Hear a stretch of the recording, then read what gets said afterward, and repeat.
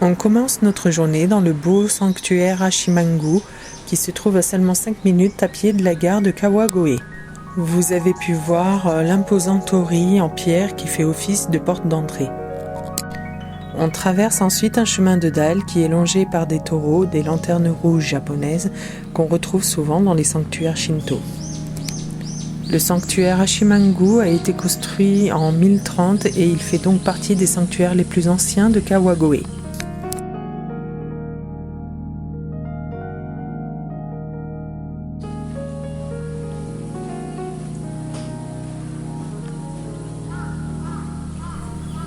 Après avoir traversé ce passage en pierre, vous arriverez enfin en face du bâtiment principal du sanctuaire Hachimangu.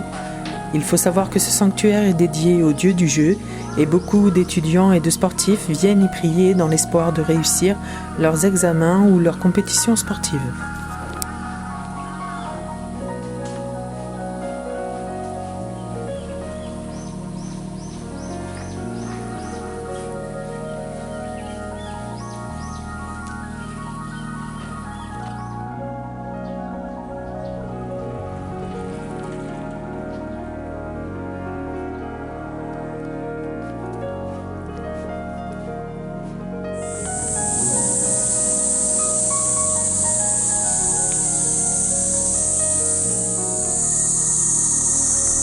Kitain est un temple bouddhiste qui a été construit en 830 pendant la période Heian.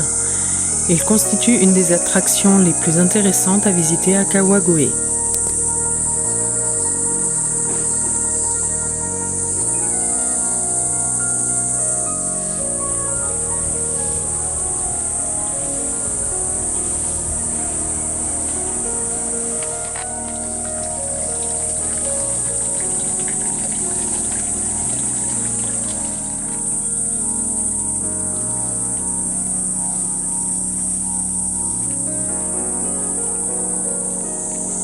En passant par l'entrée nord du temple, on peut admirer le superbe clocher en bois qui est en fait une réplique du grand clocher Toki no Kane.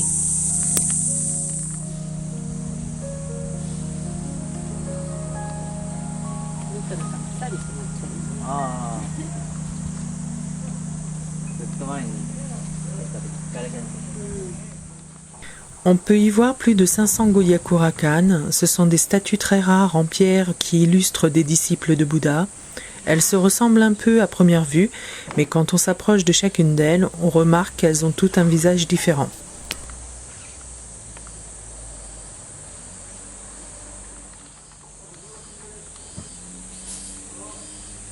Voilà où m'emmène le GPS.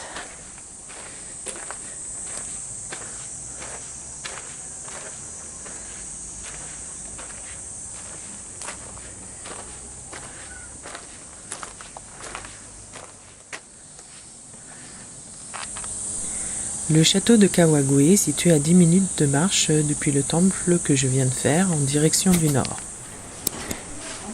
Ne vous attendez pas à un énorme château.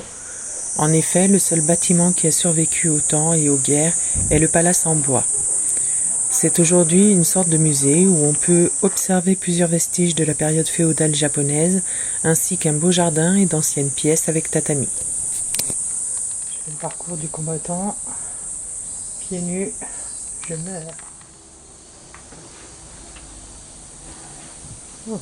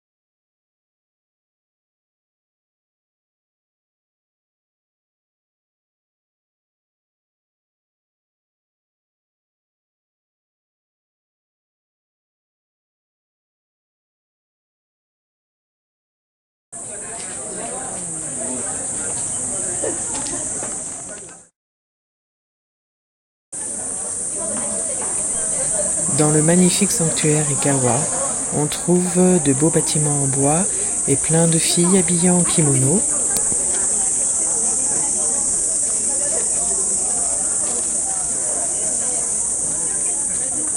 Une des particularités du sanctuaire Ikawa est la façon d'obtenir votre omikuji, le petit papier sur lequel on vous prédit votre avenir. D'habitude, on pioche au hasard les omikuji dans des boîtes en bois, mais au sanctuaire Ikawa, on trouve les omikuji dans des poissons rouges qu'on doit pêcher les yeux fermés. Si l'omikuji vous prédit fortune et gloire, gardez-le avec vous. Si la prédiction est négative, nouez-le et laissez vos malheurs au temple. Ils seront ensuite brûlés pour conjurer le sort. Devant vous, un énorme tori de couleur. Il devait être rouge à une époque.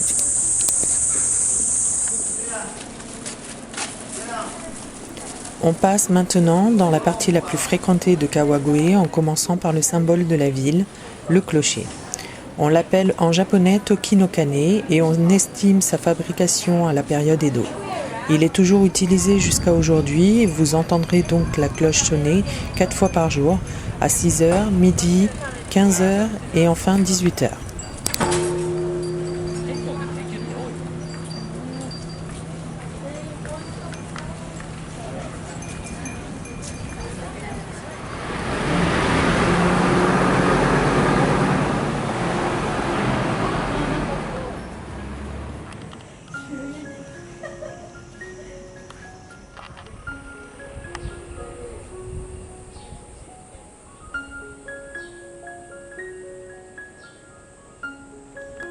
Pas loin du clocher, vous trouverez le superbe sanctuaire Yojuin qui n'est pas très fréquenté par les touristes et qui a un très beau jardin de style japonais.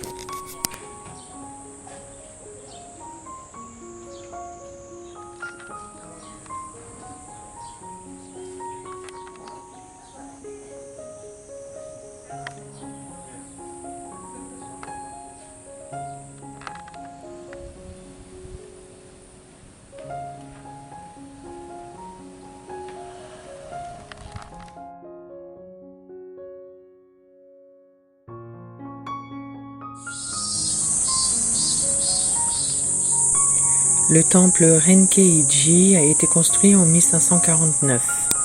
On peut y voir un Bouddha rouge vif qui se distingue de façon remarquable en entrant dans l'enceinte. Il compte l'un des 16 Hara, 16 grands disciples de Bouddha, appelé Umbinzuru, également connu sous le nom de Bouddha caressé. Il est dit que si vous caressez la main avec laquelle vous avez touché le corps d'Umbinzuru, votre maladie guérira. C'est l'origine du Bouddha caressé. Il est repeint tous les 25 ans.